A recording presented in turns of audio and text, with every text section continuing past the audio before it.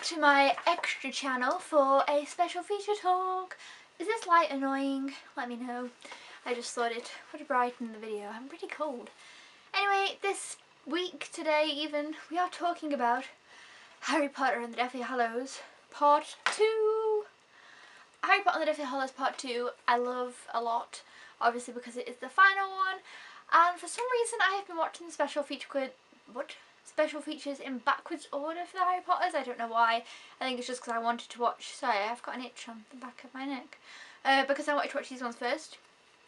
But I had the best time watching these ones, and I actually watched the DVD ones, but there is only, well, I'll tell you, if you have the Blu-ray edition that is a standard Blu-ray edition, then the special features are the same as on the DVD, which is a little disappointing.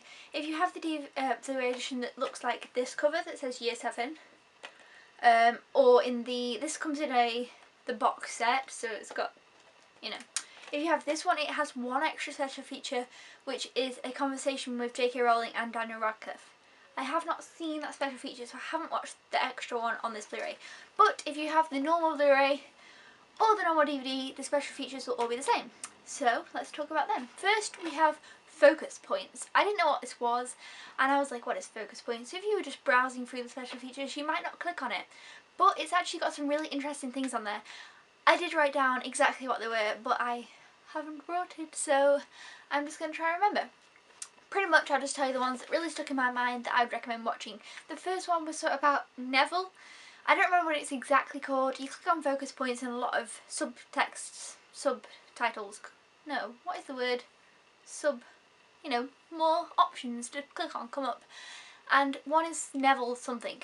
And basically it talks about Neville, how he changed from the beginning to the end. And there was something I really didn't know about Neville, and I was like, what? Seriously? And I was so excited. I really loved that one. It was really nice to talk about Neville as a character and how he's changed and stuff, so that was really cool. There was one that was really interesting on Albus Dumbledore's brother, Aberforth Dumbledore, whatever his name is, and it showed like how his makeup was done to make him look like Dumbledore, and it was really good. Like, he really doesn't look like that. I was like, wow, I didn't even know. So that was really good. Definitely check out those two.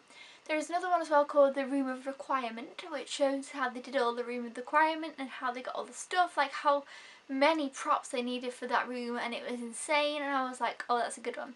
And then there is The Fiery Escape, which shows how they filmed, you know, when the Room of Requirement has the fire and stuff, and it was kind of cool like that. But yeah, so they were cool focus points. My absolute favourite special feature of this was, it was actually a short documentary, and it was called When Harry Left Hogwarts, and it is an amazing documentary. Basically this guy follows them around in the last few days of the Harry Potter filming, and it is so interesting and so good, and I honestly highly can't recommend it enough. If you like Harry Potter, totally check it out. And it is When Harry Left Hogwarts, and it's got all different parts, and it kind of takes you back to the beginning and compares it to the end, and oh, it was so good. I'm not going to tell you a lot about it because I don't want to ruin it. I just think you should watch it. I loved it. Yeah, it was really interesting and I really enjoyed it. Next we have The Goblins of Gringotts. This was pretty cool because they had to get in a lot of, I guess they call them small people, short, like what's his name, Warwick Davis is obviously one of the main ones, and then they got in they needed a whole ton of short people, so they, you know, it was crazy how many short people there was and how many they had to find to play all the goblins. It was really, really interesting, and they did all the makeup for them. That was kind of cool. It wasn't my favourite, but it was interesting just to see like how they did the makeup and how they got all these people together, and it was kind of cool. So yeah, that was The Goblins of Gringotts. Oh, and I think also it compared how they'd done the goblins in the first film to how they've done them now in the last film. That was kind of cool. We have The Women of Harry Potter.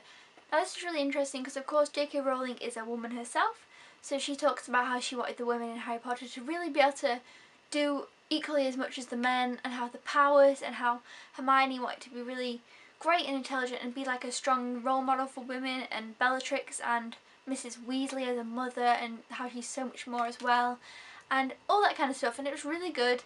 And Ginny, it talks about like all the different women, and it was really good actually, as I am a girl, and I was like, oh, that's really cool. Like, she'd really, really thought about the women a lot, and she talks about a lot about J.K. Rowling talking, and then the women of Harry Potter, so that was really, really interesting.